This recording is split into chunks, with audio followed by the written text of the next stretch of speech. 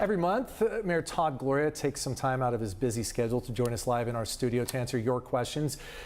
Thank you for being with us today. As always, we appreciate it. This is just one day after the San Diego City Council passed your Housing Package 2.0 by a 7-to-1 vote. I want to show people just a couple of bullet points real quick. It features affordable homes for those at risk of homelessness, addressing college student home insecurity, homes for seniors and people with disabilities, putting all government land to good use, and flexible parking requirements, among others. The top line on this measure is kind of that it's to preserve existing affordable housing and to promote more construction. Right. How is this measure going to fix the housing problems in San Diego? Well, it won't fix all the problems, but it's certainly a major down payment for trying to increase the production that we're not naturally seeing in the marketplace. Your viewers see, if you have $1 million, you can get a lot of options, right? You know, the studios and one-bedroom luxury apartments seem to get built very easily, but what we don't see is that first rung of housing, that's a single-room occupancy hotel, which is often the difference between living on the street or being able to be suitably housed. Students doubling, tripling, quadrupling up because we don't have enough student housing, or probably the one that sticks in my craw the most, family housing.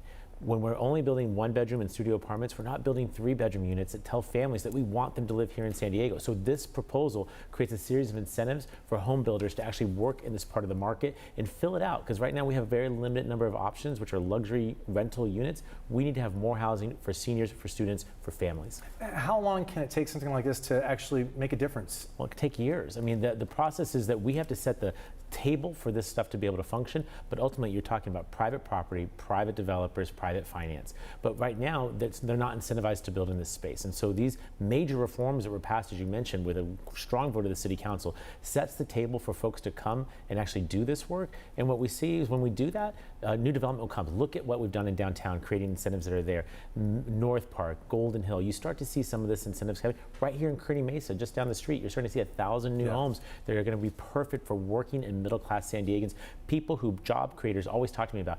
I can't grow my business here because the workers can't find housing here. We're trying to answer that question with this Housing Package 2.0. Let's hope we get some momentum there. One of the solutions out there, one of the tools are ADUs. I do want to show you, we have some video we want to roll for you.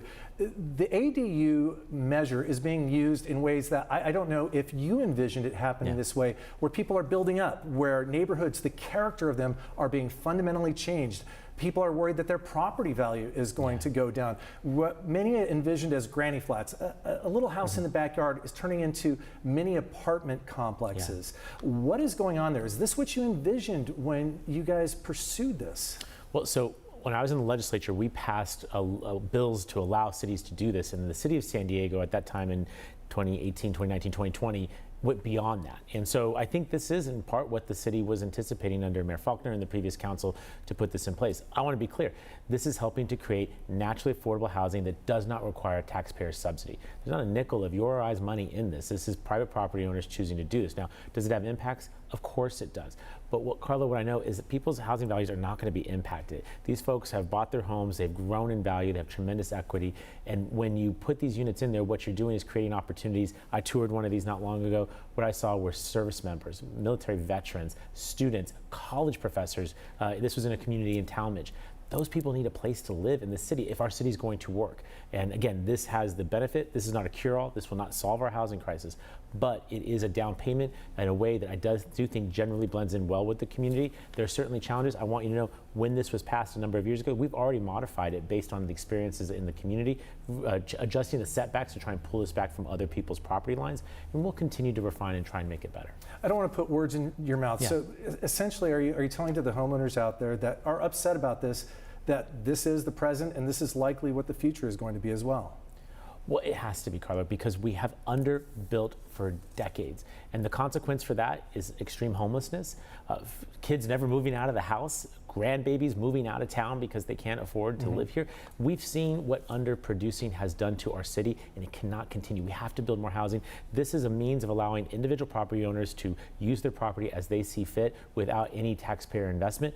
What we did last night with the Housing Action Package is a different way to approach it. Rolled up all together, we can see a world where we're no longer underperforming our housing targets by basically 2/3, but actually meeting our housing requirements. And I'll tell you this, the state of California is coming down on cities that are not doing this. business. So we are heavily incentivized to actually meet these targets or face the repercussions in not receiving state funding. I don't want to harp on the ADUs too long. We talked to a real estate expert, somebody who works with developers, I want to be clear. But their take was that the ADUs, they're not even a drop in the bucket in solving the housing crisis. So why are we putting people through this? Because every solution is necessary. What we've done for long periods of time is say we can't build here, you can't build there. I mean, I get it all the time. Mayor, I know we need more housing. I just don't want it here in my neighborhood. Well, the logical conclusion of that is that we never get any housing, and then we get what we see now of skyrocketing rents, unattainable home ownership. It has to change, and it has to start somewhere. I'm not sitting here saying that this is going to be the totality of the solution to our housing crisis, but it does help to solve a near-term problem, and it's done on an individual property owner's decision to do that. We've put some rules around it. We'll continue to refine those rules, but ultimately, in a crisis as bad as this one, we can't take any tool off the table. And I got to imagine that the hope is that creating more housing, more affordable housing, might alleviate in some ways our homeless situation, but that's years, as you said, down the road. Well, it is that. Here's the thing, when we make housing as scarce as like precious jewels and rare metals, the cost is going to go up. We have done that. We have constricted the supply to the point that the cost has gone to a point that we're renting one-bedroom apartments for $3,000 a month, Carlo. That is not sustainable. So how many of your viewers are one rent increase away from becoming homeless themselves? The way we stop that is to build housing that people can actually afford. And you see the policies coming out of my administration is trying to incentivize naturally occurring affordable housing that everyday people can actually afford to live in. I very much agree with that. I have a lot of young people that work here, and they can't plan a future here in San Diego right now, and we want them to. We want to keep growing the city, have them be happy here. Mayor Todd Gloria joins us every month. Thank you so much for your time. I know you're very busy. Have a happy holidays. Same to you. Thank you, guys.